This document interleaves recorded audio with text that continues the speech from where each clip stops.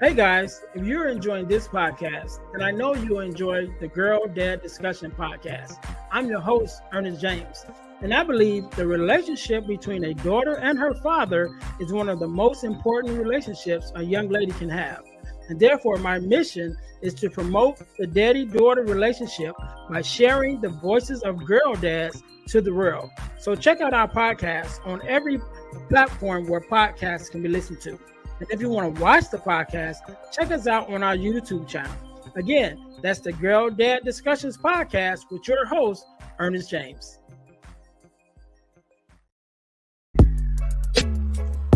Are you looking for inspiration on a daily basis? Then check out Deal to Heal Tees. With our inspirational tees, you're sure to find something to inspire you. That's dealtohealtees.com. Put some inspiration in your situation. Wear inspirational tea and be inspired all day. Let's go to dealtohealtees.com. Again, that's dealtohealtees.com.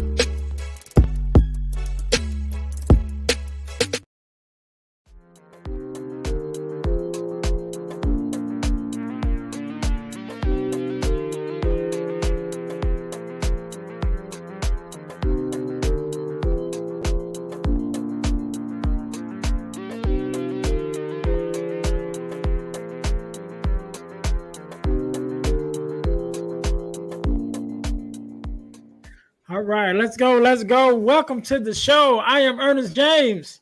And I am Ervin James. And this is the Earn Erv Podcast, where we're talking family, faith, and fatherhood, plus a little bit of foolishness.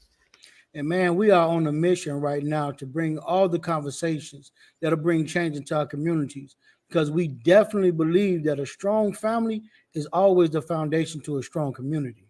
All right. Make sure that you guys are following us on all of our social media pages, also on all of your podcast listening platforms. Make sure that you guys are checking us out. Definitely, we want to make sure that you subscribe to our YouTube channel. At this time, we are sharing a channel, a YouTube channel with our partner podcast, which is the Deal to Heal with E. James podcast, as well as the Girl Dad Discussions podcast. So make sure that you guys are following us there. Ervin, how you doing today, man? What's going on? Oh man, it's been a beautiful day. It's been a nice day, even though it's kind of cold as the wintertime, but it's been pretty good for me. About yourself? I am good. Just want to usually you're not supposed to date your podcast, so we kind of refrain from saying dates because you never know when someone is listening, but we just getting started, so we definitely can mention our date because we want to be able to track how far we've came. So right now we're just kind of coming into the new year of 2024. So it's definitely starting off as I want to say personally it's starting off as a good year. For me, got some things going on. I know last year for us and our community and the families and friends in our circles, we had some losses. Definitely at the end of 2024, we definitely send our condolences to our family and friends who also, who experienced those losses last year. But coming into this year, it's going pretty good. I'm walking out and stepping out into my pushing my speaking career a little further this year. Definitely made some investments. Investing in that business last year, and I'm looking forward to come. So what about yourself? Like I said, been trying to make changes coming into this year. Just got to be intentional now, trying to move forward. Definitely put some more investments in. You got to believe in yourself. If you're going to believe in the community that's around you, you got to start with yourself as well. So that's my goal this year, to start with myself. That way I can help build those that surround me, and they can help build me up. All right. Well, that's all good. So that's kind of why we're here again. This is the second episode of the Earn Erv Podcast. We definitely want to thank all our listeners who are tuning in, and you get to watch us from the beginning. Right, get to see how this thing started. So 5 10, 20 years from now, we look back and we on episode, 500 or something. You guys get to say you was here when we first started. And so Exactly. in our first episode, we talked a little bit about our family, our upbringing, sort of our background, and kind of why we started the podcast. But in this episode, Ervin, we want to talk about and get the listeners just a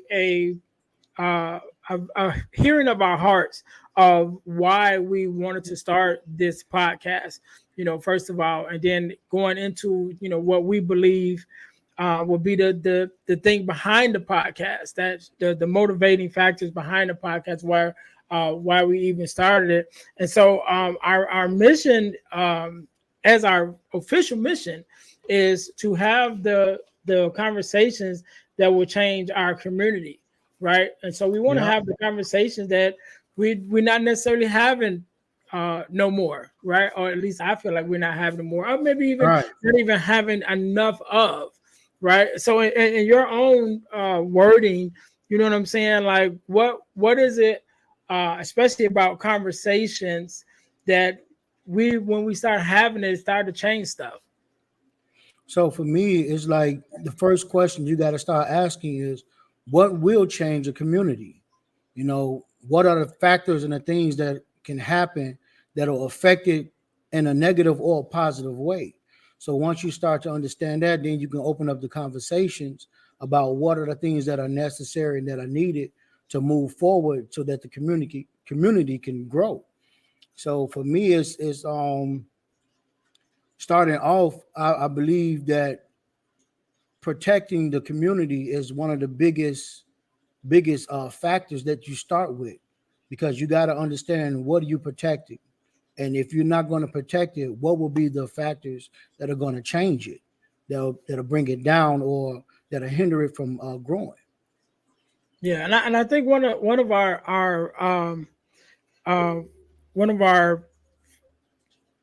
topics, should I say, that we're definitely going to talk about, which is our foundation, which is family, faith, and fatherhood, would be that fatherhood part of it, right? So we were both raised, of course, we're brothers, so we were both raised by our father.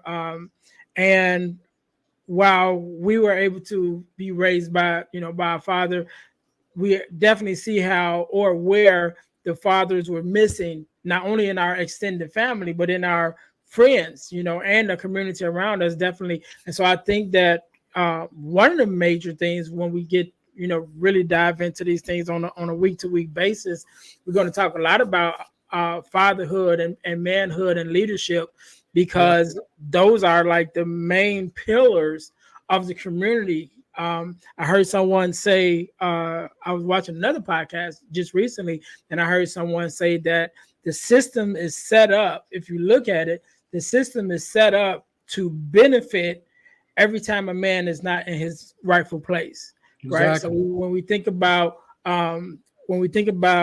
welfare or government assistance, it's like, hey, I'll give you this money to help you pay rent, but you can't have a man in the house. I'll give you this money to support your family, but you can't have a man in the house. You know what I mean? And so it incentivizes, the man not being in his rightful place. The fathers not being in the home, not being active in their kids' life, not raising their children. The system is set up to profit off of that, and so that's what was being said. And so I think that definitely as we get more into on a week-to-week basis, we definitely have to talk more about the fatherhood and the rightful places of men. So one of the things we want to talk about today is going into our belief, right? And what our belief is for the podcast is, our belief is that a strong family is the foundation of a strong community, and we're definitely trying to strengthen our community. And so one of the things we want to talk about is personal involvement, and because the personal involvement of our parents helps to build the strong family.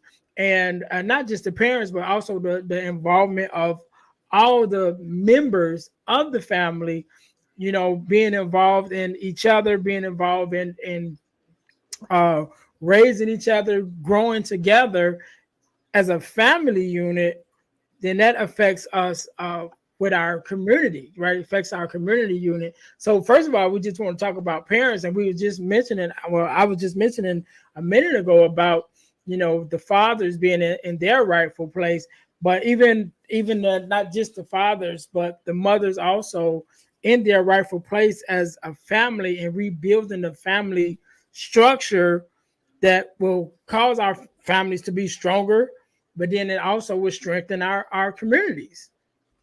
Yeah. So parents are the gatekeepers of your personal development. Your parents are the ones who guides the children in the way that structures their upbringing.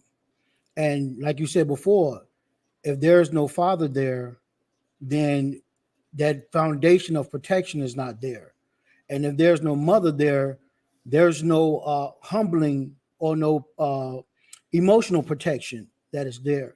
And so your personal involvement will be affected either way, whether you're not being protected physically or feeling safe, or you're not feeling protected emotionally, your heart. So emotions is one of the biggest factors that we learn how to interact with each other. And our parents are the first ones to teach us. One of the biggest things for men that we've learned, men don't like to really show too much emotion. And I think it's stemmed from time to time. And as we come into these new generations, things kind of change and evolve, because men begin to understand that just because you show emotion doesn't mean you're weak. You know, you have to show some kind of emotion to teach how to love and how to accept vulnerabilities. And as being a man, sometimes we don't like to show vulnerability. We have this, this muscular, you know what I'm saying? Always, always strong, always. And sometimes you have to show your sons that sometimes you need to show emotion, because emotion is a release. That's what it is. Crying is a release. Sometimes you got to let the tears flow. It doesn't make you weak. It just makes you human. You know what I'm saying? Yeah, and I think as this being just the beginning, but even as we go on, one of the things that I want to do, even with this podcast, is to be able to create the safe spaces for family as a general, but definitely for men, to be able to hear our vulnerableness, talking about the things that's important to us, talking about our families and things, and even some of the experiences that we have.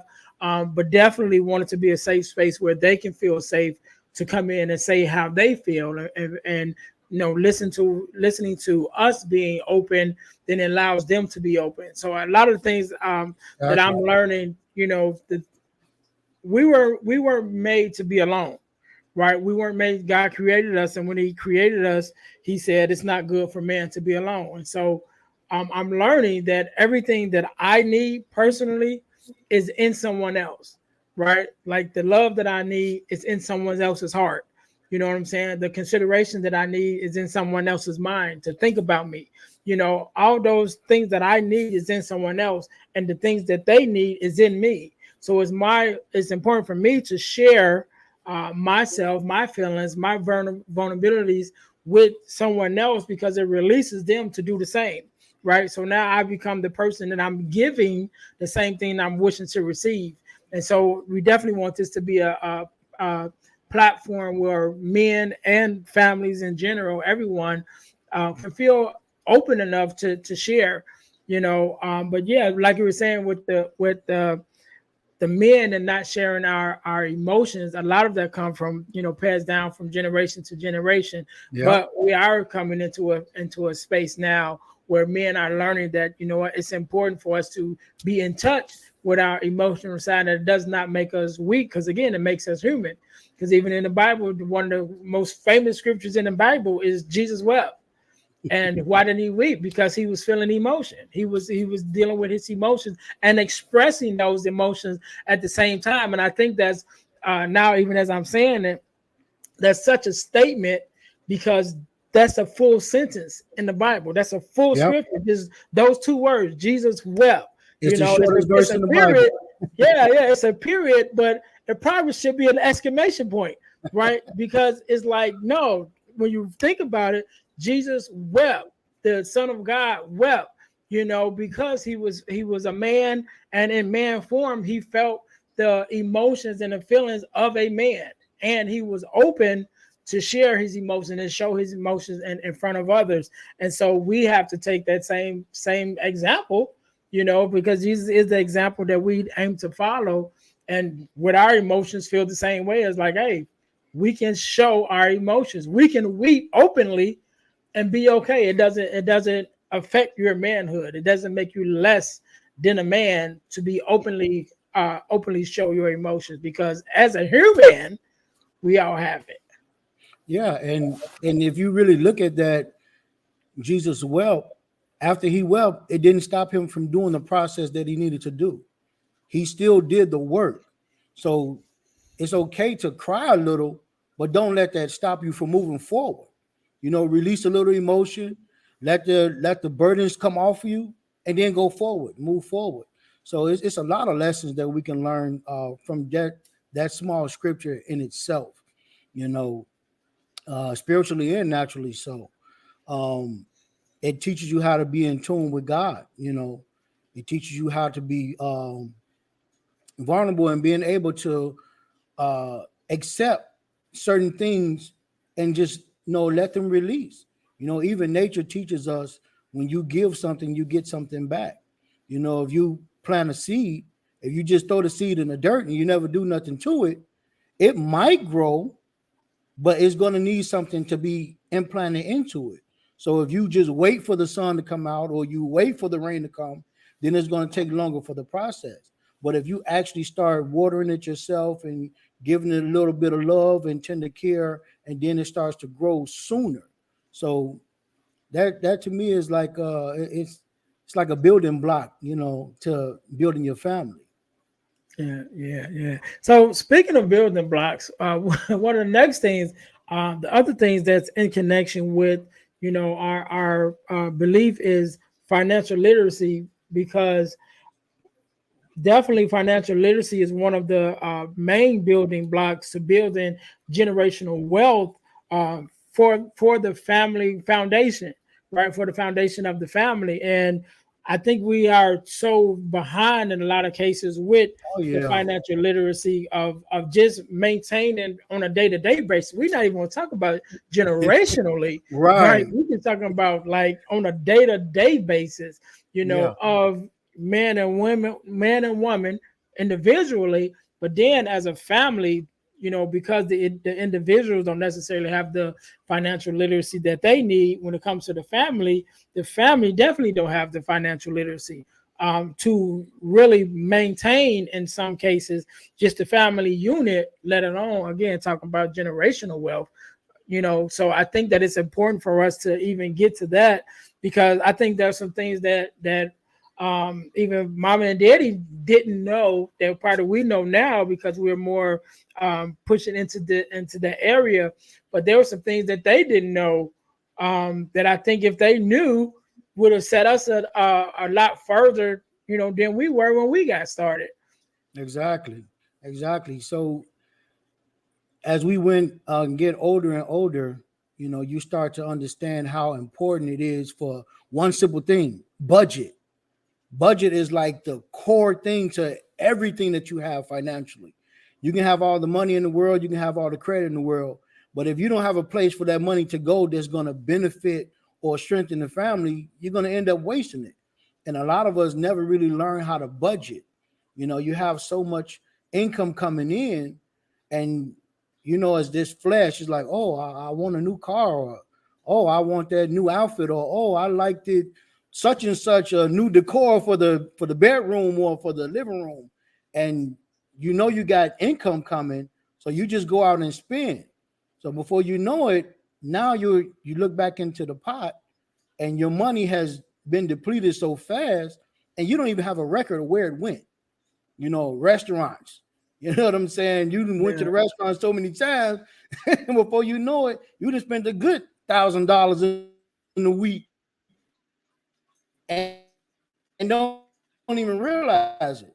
So thus and such. So you lost track of where your money was going. So budgeting is to me is the biggest factor of understanding financial literacy outside of just having income. Yeah. And then after budgeting, definitely will be credit because I was just thinking that even as we were saying, I remember when I bought my first car, and I think you bought your first one at the same time, the ones that we had car notes on, not the ones who Right. But I remember Mama taking us The to beginning get of our our first day. cars at the same time. Right. But Mama taking us to get our cars at the same time. For our first actual cars, like I said, that we had a car note on, and part of that she had to put her name on our cars. She had to co-sign for us, right? Exactly. But I'm just thinking about even back then that Mama always had great credit.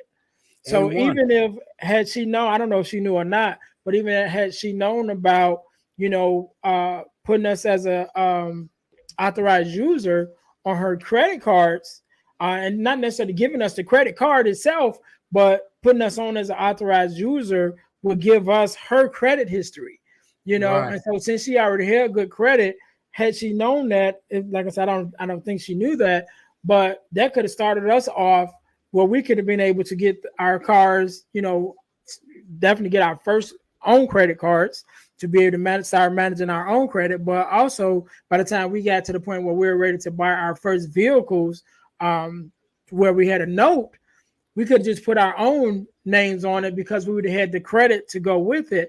But I don't think Mama even knew that at that time because it was even something that I learned later on. But it definitely was something that I put into use with my own daughter when she got old enough. Actually, before she even got old enough, I think she wasn't even old enough to get a credit card yet. But I had already put her on my credit card so that as authorized users, so that she would already have the credit once she get old enough, where she's old enough to use it. She already have some years of credit that had been built, just by her being on my credit card. And another thing is, to the parents, if you have good credit, or even if you don't have good credit, but you want your child to start off with good credit, you could get, if you're responsible. Let me say that. Gotta throw that in there. If you're responsible, you can get a credit card, in your child's name, while they're too young to use it. But you can get a card in their name and begin to build their credit. So by the time that they get old enough, whether you have them as an authorized user on your card, plus their own card that's in their name that you've helped to build up, by the time that they're old enough and wise enough to use their own credit, then they're in a position to start off, at a good starting point and pretty much get anything that they want to do, especially if they once they hit like 21 and now the full opportunities of adulthood is open to you, to be able to buy your first house or first building, as we definitely will get into later when we talk about finances. Instead of don't buy a house first, buy a building, because it's the same loan. But that's a whole nother thing. But just to be able to be in position for them to buy a house and to buy a car, whatever it is, using just their credit without having to have this huge down payment or whatever, because they have bad credit or no credit, that even within itself, when we're talking about financial literacy, is a good starting point, for the family and for the members of the family. Yeah. So, and if you really think about it, it goes back into the building of the family. You get into this programming, and that's what unfortunately for our parents and their parents and so on and so forth, you get into this programming of a belief, the picket fence and the brand new house, and you don't really get down to the nitty gritty of how to structure what you need in order to get those things. Set yourself up, financially, set yourself up to be able to build your family up. So even with the credit, like you were saying with mom in the beginning, I don't think she knew how good her credit was, but she didn't understand, or she didn't have the information that we've learned now about adding people on and building up their credit first. You know what I'm saying? Just by what you're doing. One of the things that she did do that I like, that I've been doing ever since when we got into high school, she helped us open up our first bank account. And that right there started the possibility of savings, understanding how to put money aside, and not always be ready to spend, be able to save money for anything that's going to happen down the line, or important things, or whatever the case may be, that you will have an outlet to be able to make those expenses happen. So I was grateful for that. So that's something that I've always did with all of my children. Once they hit a freshman high school, I go open them a bank account, give them that. I mean, it's not a credit card, but it's a card, Right. get them used to that process so they can understand how it works. And for us, we've learned a lot with credit, so we're able to teach our children a lot more than what our parents were able to teach us, when we were younger. Yeah, that bank account thing is a good one, because I actually took my daughter to open up one. She had an account before in another state, but when she came here where I am, I opened up her another account, and I have access to the account where I can check the balances and things.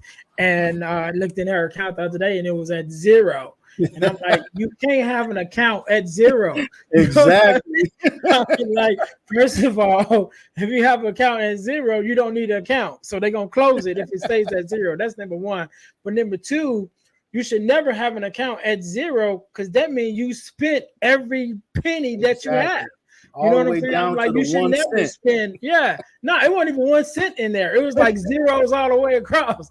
Right. So I'm like, my goodness, you can't have all zeros. So I sent a couple dollars, like $10. I put in their account. I said, this account should never go under $10. Right. And like, I don't care how much you have in it, it should never go under $10. Number one, because I'm putting this $10 in there for that reason. But number two, you got to realize, and you got to get in the habit of putting money away and not spending it. Definitely not spending every penny that you earn, but even as you start spending, be intentional about how much that you're going to leave in that account. Even if you decide to open up a savings account, okay, fine. How much is you going to put into the savings account? But what you can't do is continually keep on spending, and then I look in here and you at zero. Like, that's not gonna work. Yeah, and like I said, we've come a long way of understanding how finances work. We've come a long way of understanding budgeting, understanding putting money to the side, and also understanding how credit works. But like you said, you don't never want to get to the point where you don't even have 1 cent. We used to keep change and have these little jars at the side of the bed. Every time you come home, you throw the pennies in there and so on and so forth. But if every time you come home, you're taking out change because you want to go to the candy store or wherever the case may be. Before you know it, you're going to get to the bottom of the barrel and you ain't going to have nothing. So what are you going to do if an emergency come up? You don't even got 1 cent. You don't even have a penny to your name. How they saying, I don't got a penny to my name. No, you literally don't even have a penny to your name. But see, one of the other things also, like for us in teaching our children have become so accustomed to us giving, and that becomes a bad habit. Like you said, that became her spending habit. I know eventually daddy's going to give me some money, so I'm going to spend all I have, because he's going to replenish. No, I'm not supposed to be replenishing you. Always, you're supposed to be figuring out how to save your money and having money available for things that you want. One of the things that makes me laugh when I give my children money and we go somewhere and I'm like, they say, hey, I want to get this and that. I say, well, you got money. They tell me, what, daddy, I'm trying to save. Oh, I'm not trying to save. It's like, oh, wow. Oh, now you're trying to save, but I don't deserve to save. That's how it works. Okay. Right. Say you're trying to save your money, but you want me to spend my money on what you want. Like, no, that's not how it Exactly. works. You save so you can buy what you want, not save so you can spend more of my money. Oh man, just some of the joys of fatherhood, right? Man, tell me about it. But Leslie, one of the last things I want to talk about, as we talk about our families, is how our families influence the rest of the community. Because I think one of the things that we've kind of gotten away from is that family structure, not just as an individual family, but as a community family, like a family as a community, because our individual family influences our family unit can influence the building of the character of our community, right? And so if you think about, back in the days, probably definitely before our time, but if you think about back in the days, even when the stories of, mama and dad growing up, and hearing them talk about how they grew up and how the community was structured, of being able to go out or send your child out of the house into the neighborhood,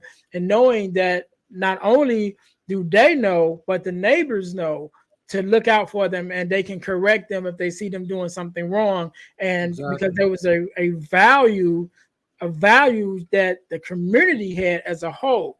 Like, these are the community values. We're going to look out for each other. We're going to protect each other. We're going to correct each other and our families, our children, and all of that. But I think that when the families start getting away from the community standards, and each family started creating their own standards, now you don't want me to correct your child, or I can't expect you to correct my child, because we don't even have the same standards. Right. And just personally for me, like, I don't smoke and drink, so I don't expect my child to, while they're a child, Right. but the person next door may smoke and drink with his kids. Right. So now I can't expect you to, you know, have that same family community standard that I have, because now, instead of having a community standard that we all agree this is what we're going to do as a community, is each family for themselves, almost each man for themselves, and which is, I think, is one of the reasons why we're so in disarray, with our families right now. Yeah, and even so, back then, even though the different families had different understandings or different values in a sense, but when it came to the community, they all had the same understanding. You know, you had some parents that might, like you said, smoke and drink with their children, but I know that this child is now at my house with my child, and their parent doesn't. So I'm going to make sure that while this child is here, we're not going to do these things, even though these are things that we are comfortable doing. But it's the community that's important. You don't never want to overstep the boundaries of each other's beliefs. And that's how it used to be back in the days. And that's one of the things that people have fell short with. It's like, oh, this is my space and I can do whatever I want in my space. And we develop how to not respect each other anymore. And that's one of the biggest things that helps a community, when everybody respects everybody. I respect your belief, you respect my belief. And if you're around me, then things that you don't like, I don't do. And when I'm around you, things that you don't like, I don't do, because we respect each other.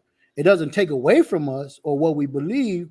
It's just a matter of coming together with the same mindset that we're trying to build something together. So we have respect one to another. Yeah, and I think that's going to be really a key thing with us, um, getting back, getting our communities back to where we want it to be, is to get to the point where we're setting up the values that we're going to be able to um, uphold as a community. Like, okay, Yeah. as a community, what are going to be our values? And like you Right. said, even though we may have some differences, our core values of what we want as a community pretty much should be the same, because I Yeah. think we all want the same thing. Everybody wants to be happy.